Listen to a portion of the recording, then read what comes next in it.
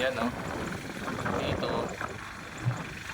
Lapit pa yung mga pahinog yung palay. Ayan.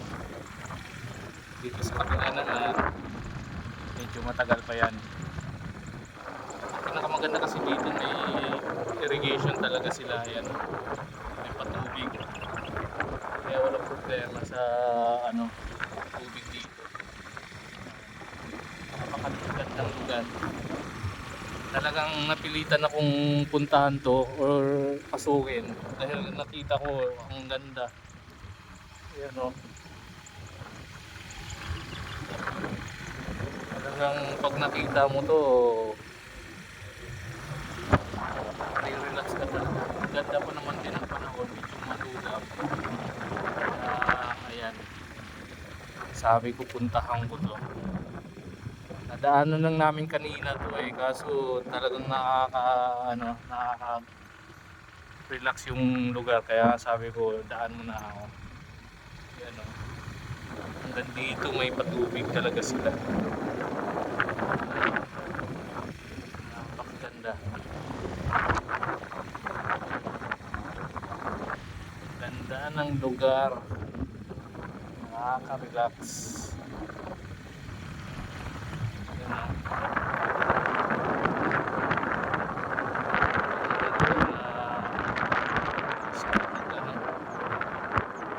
Bakasyon ganitong lugar,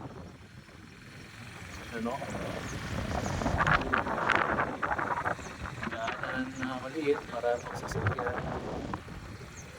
tapos tanim-tanim ka ng talong. Ayan, may mga kambing, pag-alaga ka ng hayop. Sarap yan o. Meron pang mga okra. Ayan. Sarap. Presko ng hangin. Sarap na talagang stress less. Stress less yan.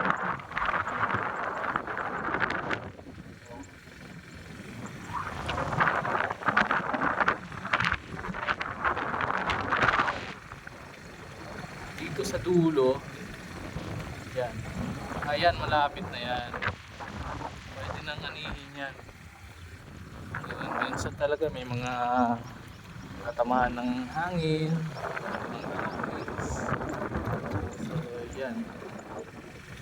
Diba? Ganda mo.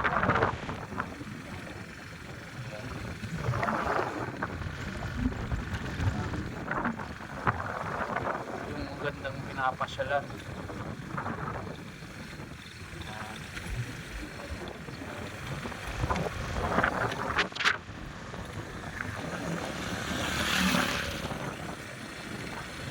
Titingnan pa natin hanggang sa dulo kung anong meron doon.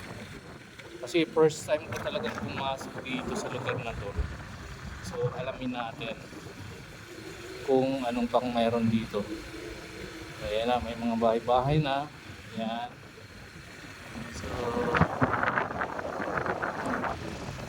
anong pakiramdam pag nakatira ka sa ganitong nakapaligiran ka ng may mga itik pa sila o. Yun. So yan na yan. So babalik na si Abros.